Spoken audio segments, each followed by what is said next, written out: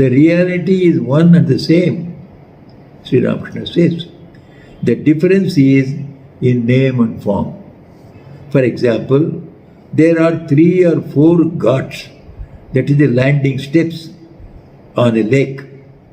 The Hindus who drink water at one place call it jal. The Muslims at another place call it pani. And the foreigners at a third place call it water. All the 3 denote one and the same thing. The difference being in the name only. In the same way, some address the reality as Allah, some as God, some as Brahman, some as Kali, and others by such names as Rama, Jesus, Durga, Hari.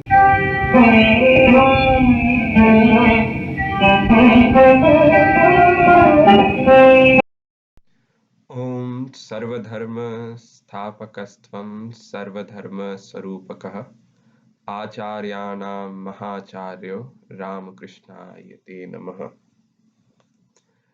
In the year 1893, the world witnessed, perhaps for the very first time, a parliament of religions. Religious delegates from all over the world came together to understand other religions, to promote the idea of a religious tolerance. But just few years before this Chicago Parliament of Religions, there lived a man in Calcutta, India, who did not preach tolerance, but who himself practiced different faiths and reached to that ultimate goal through all these paths. He, Sri Ramakrishna Paramhamsa, was a parliament of religion in himself.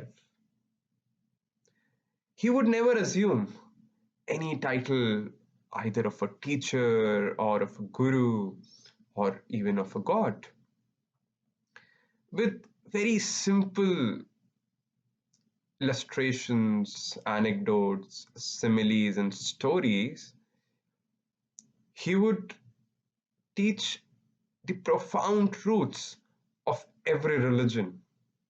And he would encourage the followers of these religions to reach the ultimate path through their own religion.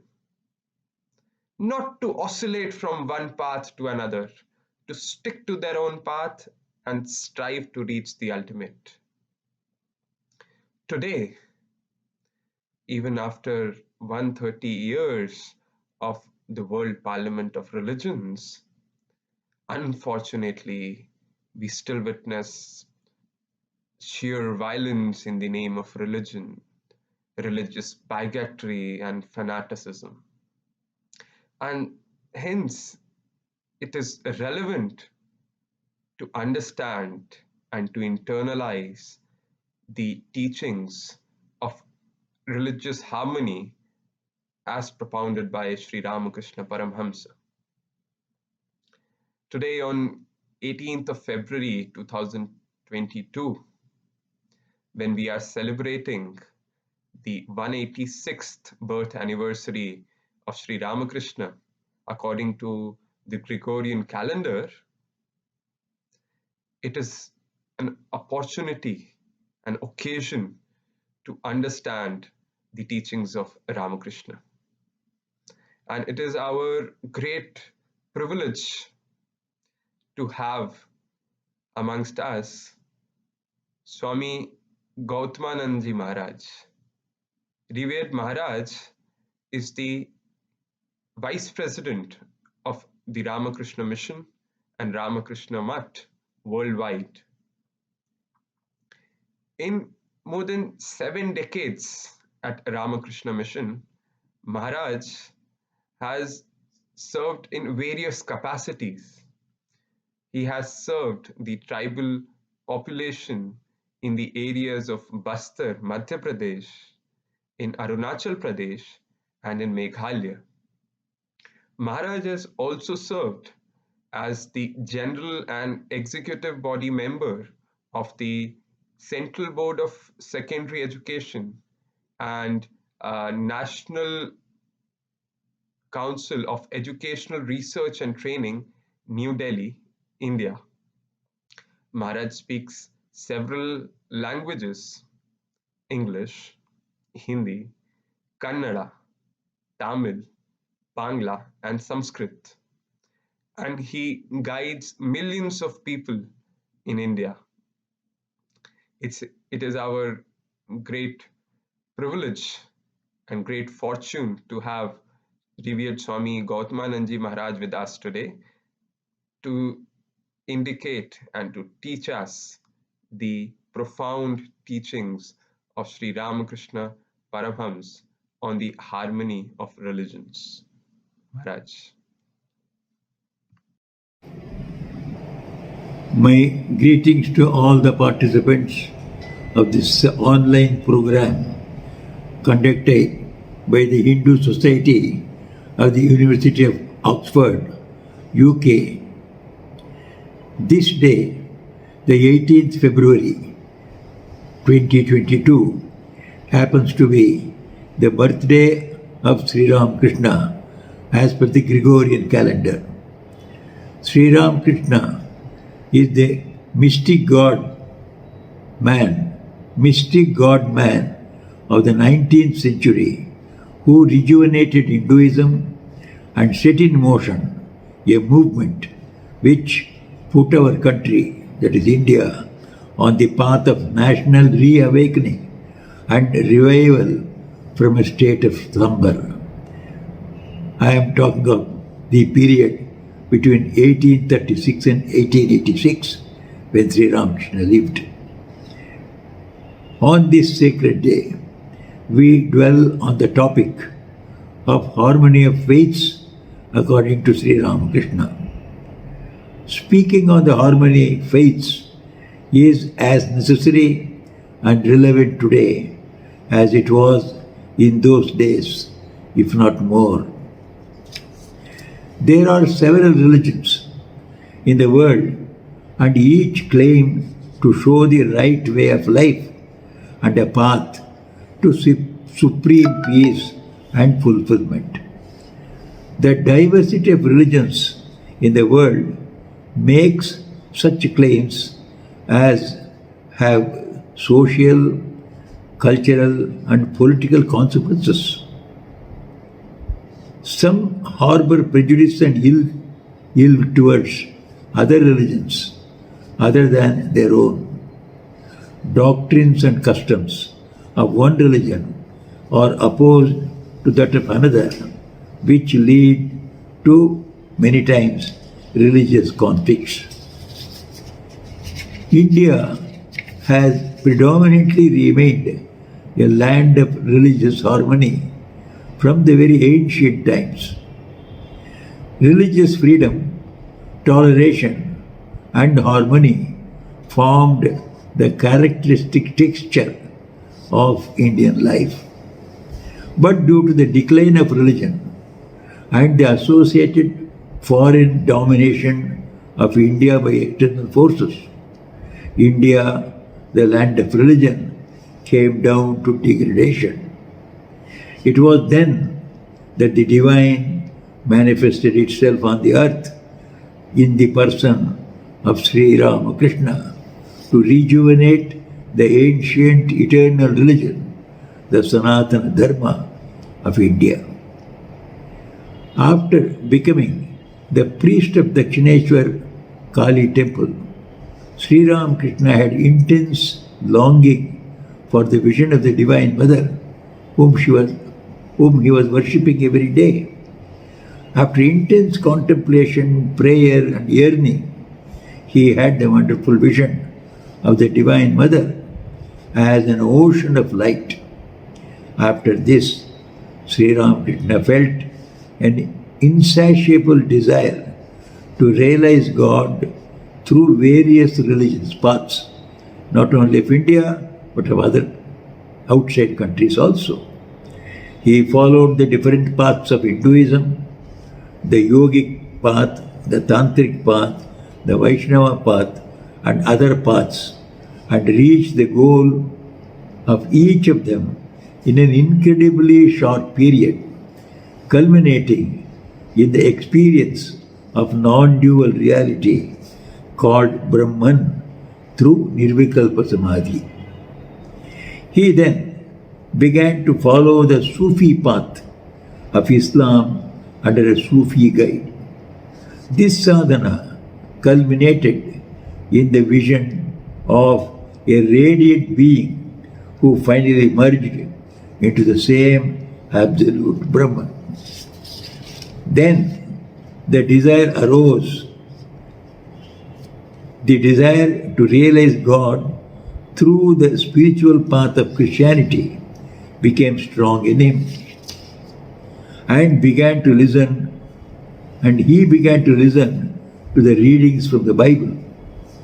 Once, when he was looking at a picture of Madonna with the infant Jesus, he became completely absorbed in the thought of Christ.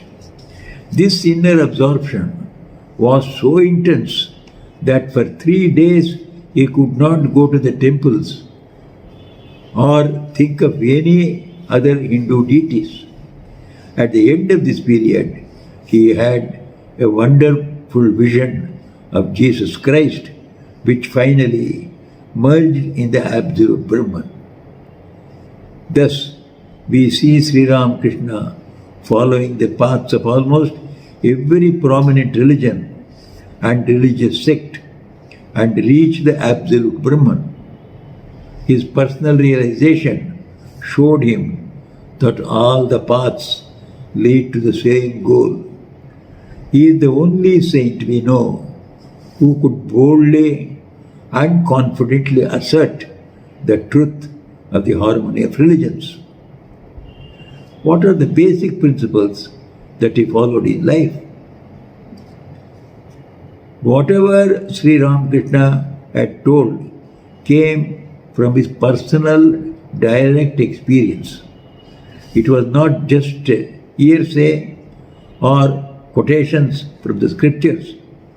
He spoke all about religion from the depths of his personal realizations. Swami Vivekananda says, Sri Ramakrishna was an extraordinary searchlight under whose illumination one is able to really understand the whole scope of Hindu religion, that is the Sanatana Dharma, the eternal religion. He was the object lesson of all the theoretical knowledge given in the Shastras, that is scriptures. He showed by his life what the rishis and the avatars, the incarnations of God, really wanted to teach. The books were theories. He was the realization. This man had in 51 years, Swami Vivekananda is continuing, lived the 5,000 years of national spiritual life and so raised himself to be an object lesson for future generations. Sri Ramakrishna understood each religion through the eyes of its followers. It is a unique feature. He identified himself totally with the customs of and the views of the people of that religion, whichever he wanted to follow or understand. When he decided to see how the Divine Mother fulfills the aspirations of the followers of the path of Islam, he took initiation from one Govinda Rai, whose heart had been drawn by the teachings of the Sufis, a sect of Islam, and who was sincerely practicing the devotional moods of that sect. Sri Ramakrishna lived like a Muslim, offering namaz and repeating the name of Allah. Regarding the sadhana of his, Sri Ramakrishna himself has said, I then devoutly repeated the holy name of Allah, dressed like Muslims, and said their prayers several times a day. Because the Hindu feeling had disappeared from my mind altogether, I felt disinclined to visit the Hindu temples or deities, much less to bow down to them. I spent 3 days in that mood, and I had the full realization of their faith. So this is how he learned about Islam, everything.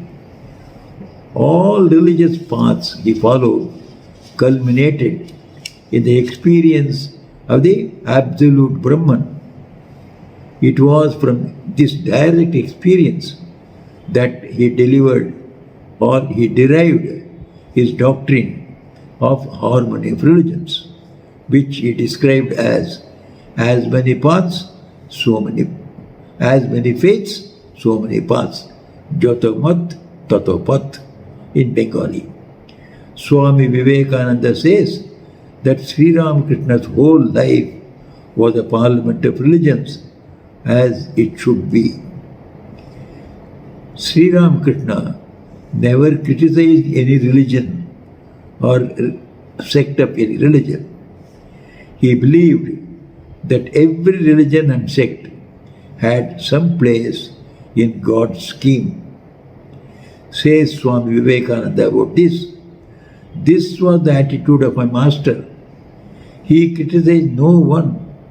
For years I lived with that man, but never did I hear those lips utter one word of condemnation for any sect.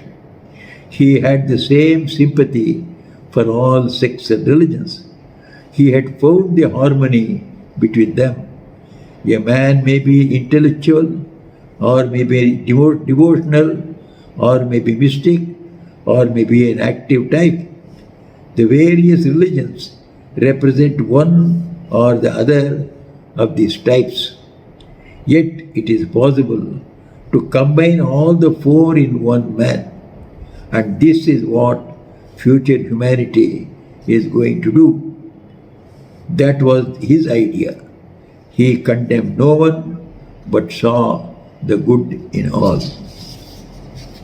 The main tenets of Sri Ramakrishna's doctrine of harmony can be stated like this. Number one, the ultimate reality is only one, but is known by different names in different religions. One thing Sri Ramakrishna insisted on was not to put any limit to God. Not put any limit to God. God is not wholly unknowable. He can be realized, but the human mind cannot grasp the whole inexhaustible mystery of God.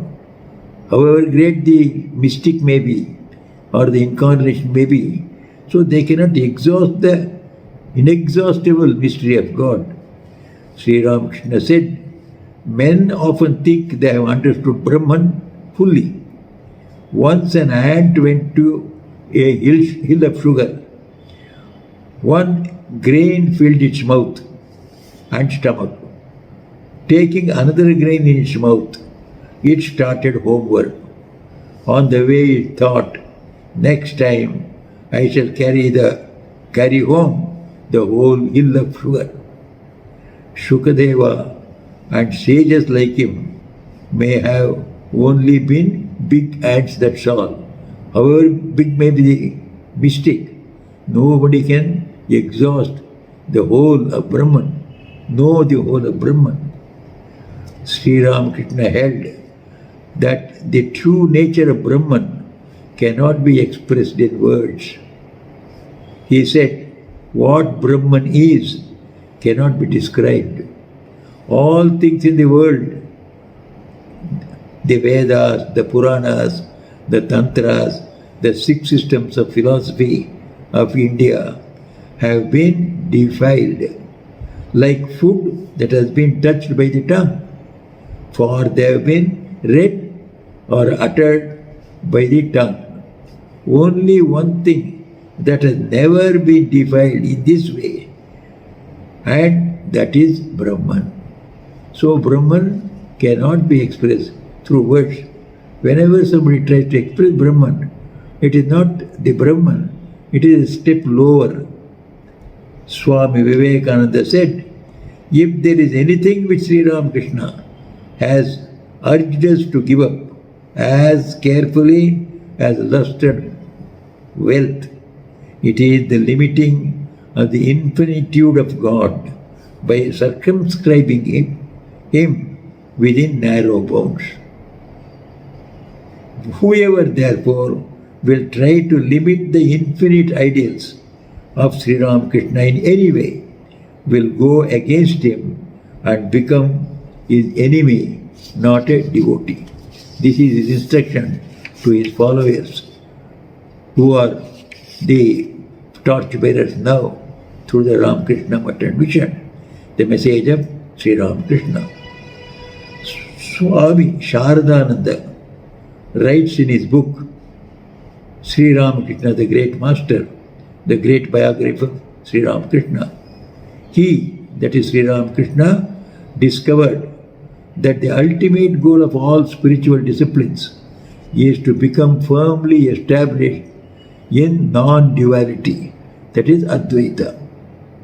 After performing sadhana according to the main religious denominations prevalent at that time in India, he observed that each one of them led the aspirant towards the Advaita plane. When we asked about the non-dual state, that is the Advaita, he told us repeatedly, it is the finale, my child, the culmination of sadhana. At the ultimate development of God, for God, this non-dual experience manifests spontaneously in the life of all aspirants.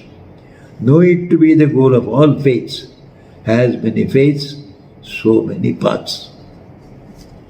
Sri Ramakrishna also held that the ultimate reality, which we call by name God, Brahman, etc., is both personal and impersonal. And it is known by different names in different religions.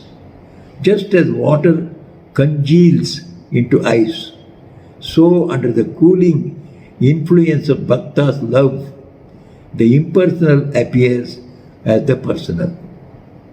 Furthermore, the reality is one and the same, Sri Ramakrishna says. The difference is in name and form. For example, there are 3 or 4 ghats, that is the landing steps on a lake. The Hindus who drink water at one place call it Jal. The Musalmans at another place call it Pani. And the foreigners at a third place call it water. All the 3 denote one and the same thing, the difference being in the name only. In the same way, some address the reality as Allah, some as God, some as Brahman, some as Kali, and others by such names as Rama, Jesus, Durga, Hari, God. God is one, but his names are many. Secondly, realization of the ultimate reality is the true goal and purpose of human life. This is a great statement of Sri Ramakrishna. Realization of the ultimate reality, God, is the true goal and purpose of human life. It is the essential core and central purpose of all religions. In all religions, the ultimate goal of life is held to be going back to God. In the mystical religions which originated in India, the realization of God through direct mystical experience is regarded as possible even in the present birth, whereas in other religions it is expected to take place after death. This God experience is a central principle on which harmony among religions can be established. Rituals, mythology, customs, etc. vary from religion to religion, and Sri Ramakrishna regarded them as the non-essentials of religion. He used to say, when you go to a mango orchard to eat mangoes, don't forget that.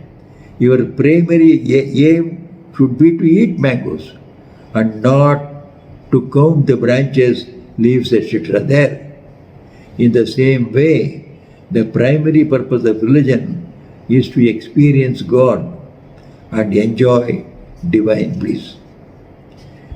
Number 3, there are several paths to the realization of the ultimate reality. Each religion is such a path. Jato Mat Tatho Path in Bengali. As many faiths, so many paths. As paths to the same ultimate goal, all world religions are valid and true. This is the third teaching of Sri Ramakrishna on harmony of religions. Although the ultimate reality is one, it can be realized through several paths. Sri Ramakrishna used to say, God can be realized through all paths. All religions are true. The important thing is to reach the roof. You can reach it by stone stairs, or by wooden stairs, or by bamboo stairs, or by a rope. You can also climb up by a bamboo pole. This is Sri Ramakrishna's well-known doctrine of Jato Mat Tatho Path. As many faiths, so many paths. Fourth, but each person should remain steadfast in his own path, in a spirit of Ishta-nishtha, without thinking that his path alone is true and perfect. Ishta-nishtha, or steadfastness to one's own chosen ideal or path, is another principle in Sri Ramakrishna's doctrine of harmony. He followed different spiritual paths, no doubt, but that does not mean he wanted or expected anyone to follow different religious paths. On the contrary, he wanted everyone to stick to his own religion, stick to his own spiritual path, and strive his utmost to realize the supreme goal. Otherwise, following several paths simultaneously deprive a person of one-pointed attention and intensity which are needed in order to reach the goal. It would be like attempting to dig a well in several places, leaving one after another half done, instead of doing it in one place. Number 5. Furthermore, one should show respect to the founders of all religions as special manifestations of God, and knowing that God dwells in all people, one should serve all common people without distinctions of caste, creed, color, race, etc. It is God who creates various paths for people with different temperaments. There should be respect for all paths and the founders of all paths, and love and sympathy towards the followers of other religions. What Sri Ramakrishna disapproved most was the mindset of dogmatic or fanatic persons. Sri Ramakrishna never liked to disturb anybody's faith or devotional attitude. He tried to strengthen each person's faith in his own path and encourage him to follow it. This is the right attitude of any sincere spiritual aspirant. Friends, let me conclude my words with the following prayer to Sri Ramakrishna by Swami Vivekananda. Om Sthapakaya cha dharmasya sarvadharma swarupine avatara varishtaya Ramakrishnaya te namaha. O Sri Ramakrishna, the establisher of the eternal religion, the embodiment of all religions, the most relevant incarnation of this age, we salute thee. Om Shanti Shanti Shanti. Om Peace. Om Peace. Om Peace.